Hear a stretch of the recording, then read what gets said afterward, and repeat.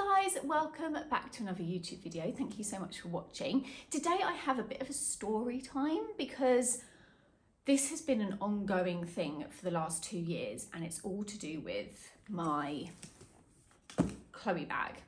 Now, recently, Chloe Paddington bags especially have been huge on the resale market, and I know lots of places like Break Archive, Jenny Haley have all been reselling loads of Chloe Paddington bags, and I have had my Chloe Paddington bag since 2015. So I bought this when it wasn't very popular, but the reason I got it in a second-hand store in Devon, funnily enough, was because I had seen it in Sex and the City, so it was a bag that I already loved.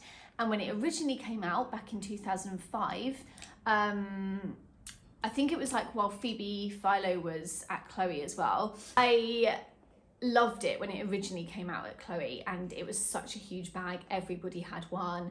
And yeah, I just saw it in a second-hand shop in 2015, 10 years later.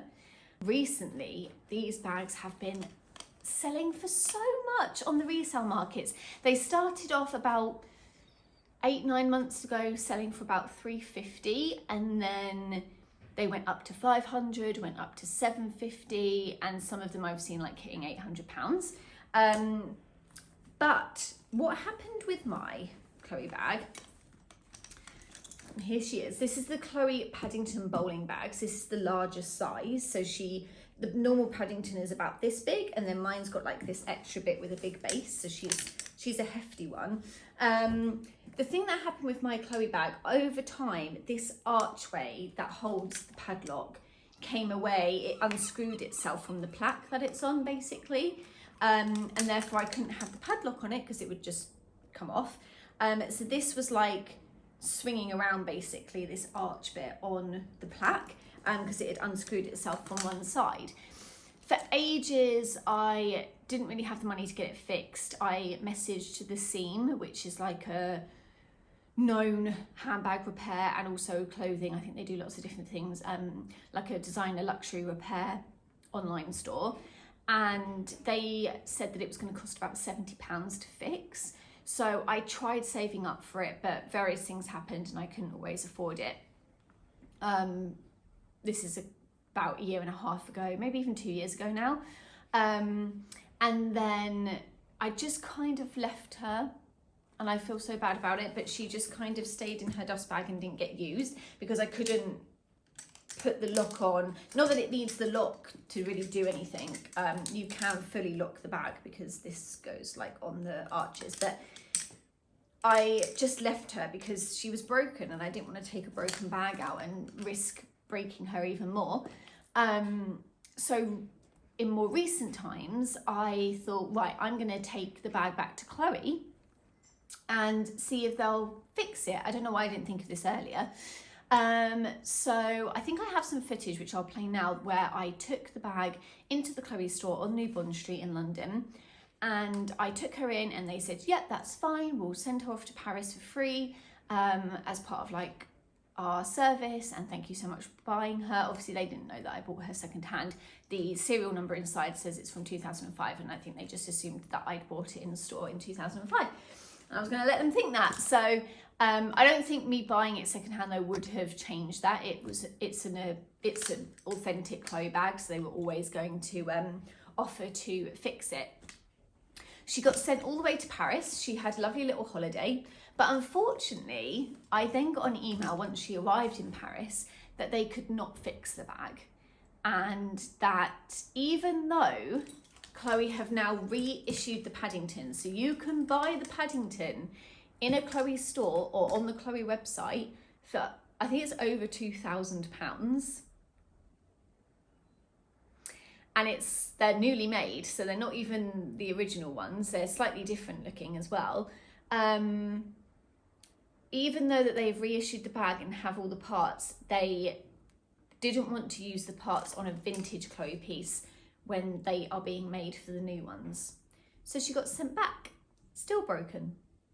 So that was surprising to me. I really thought that because the bag has been reissued that they would use the pieces. I understand that they are different, but I feel like it could have been like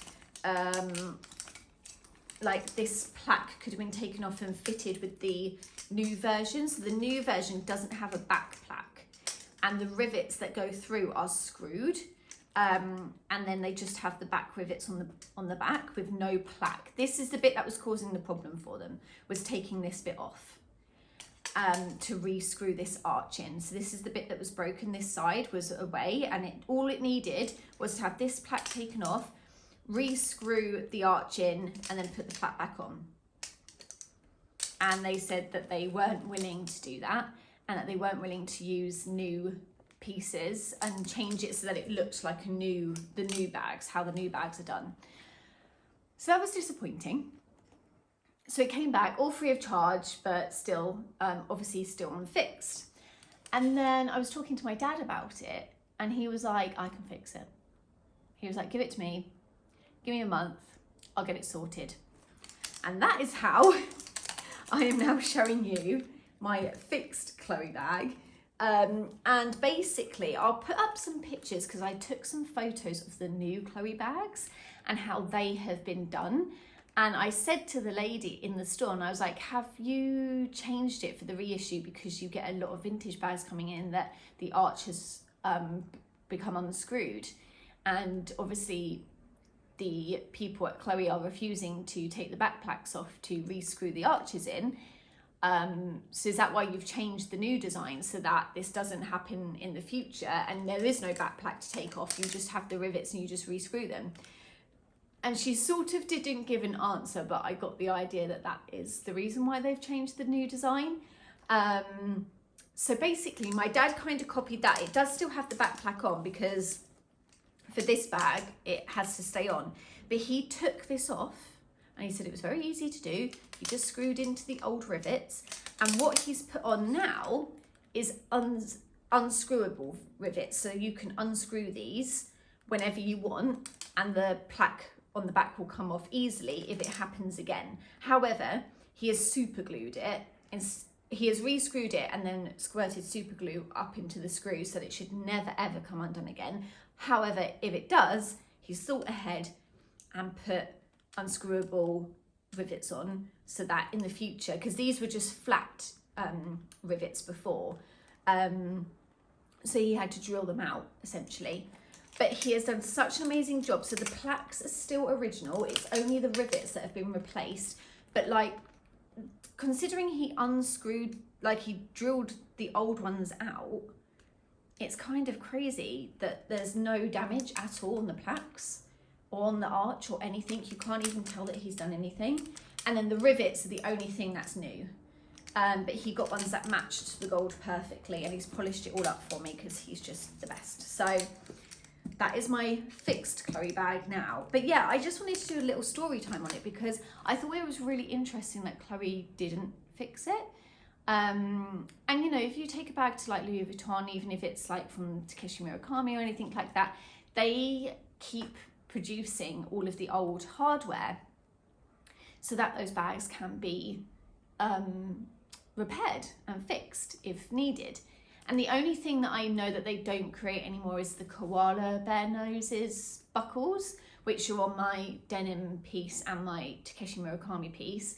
And they're like the U-shaped koala nose buckles. They now only do the triangle-shaped koala nose buckles because that's what they put on the new bags. But they don't just refuse to fix the vintage ones, they'll just put the new buckles on the vintage one.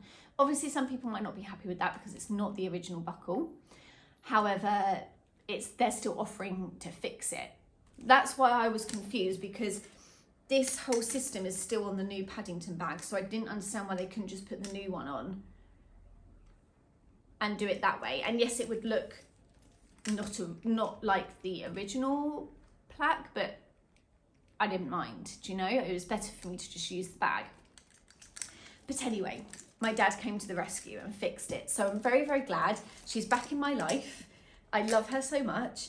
I originally paid £500 for her back in 2015, which at the time seemed like an extortionate amount of money to me, because it was. And I now see these bags going for over that, but not by a lot. So I feel like, you know, it's not worth me trying to sell her.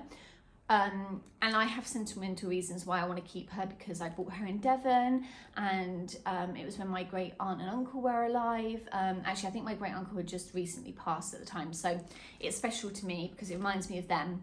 I'm going to visit them and my great auntie, and they both loved fashion and loved clothing, and they are a lot of the reason why I love clothes and got into learning about different designers and stuff like that, because they would teach me about them. So they always had lots of books, and I always remember my great uncle taking me out and like showing me all these different clothes and stuff, and it was always so exciting to me. So this bag really reminds me of them because I bought it in Sidmouth. So yeah, I'd love to go back to the store. I've actually never gone back to the store that I bought it from. I wonder if it's even still there. I can't remember the name of it or anything, but it was like a secondhand store, and this was just in a glass cabinet in there, and I was like, I have to have it. So yes, that was really fantastic. But yeah, if you want to know more about my great aunt and uncle, I talk about them a lot in a video that I previously filmed that was called, I can't remember what I called it now actually, but like, yeah, it was all about my childhood, and I go through my photo albums and different clothes that I've worn over the years and stuff like that. So that's a really good way to find out more about my sentimental attachment to clothes and stuff like that. But here she is, she's back and she's usable now, and I'm so happy to have her. A quick tour of the bag, just so that you can see if you're thinking of buying a Chloe Paddington. I highly recommend. When I did take her to a few other leather stores, they all said that she was so beautifully made and that they love seeing vintage bags because they're so much better made. And the bag does have the original key for the padlock as well. So if you wanted to do it up properly, you unlock the padlock. It's huge and incredibly heavy, by the way. And you zip up the sides. And then the tabs on the zips have these like little bits that go over the archway. And then you put that one over, and then you put the padlock back on, and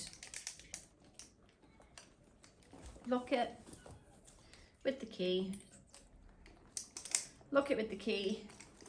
And then some people leave their key dangling around, but I find it bumps into things, so I normally just stick it back in the bag. But then, yeah, then you can't get into it. So like the zips are held onto the archway with the padlock in front. So it's a really good luggage bag if you were going to the airport and you had stuff in here that you just didn't want anybody to like get a hand into. Obviously it's a huge faff to undo it.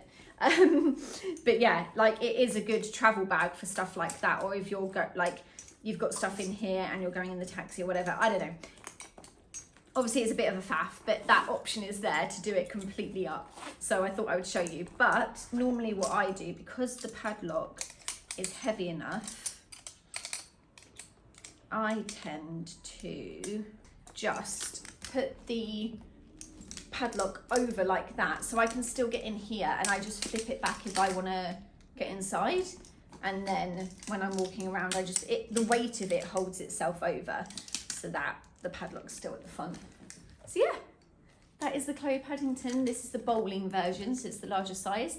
But yeah, I just wanted to give you that little story time, and she's back with me now, and you will see her in lots of outfit photos and videos, I'm sure. So head over to Instagram if you don't already and follow me over there, Rachel Von Hatley. Subscribe if you haven't already so you can see more videos from me. Give this video a like if you enjoyed it. Please comment down below if you're thinking of buying a Chloe Paddington, if you own a vintage one.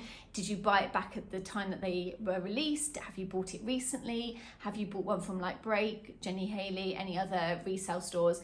The Hosto as well is a great one. So yeah, do let me know, and I'd love to chat to you down in the comments. But thank you so much for watching, guys, and I'll see you in the next one. Bye.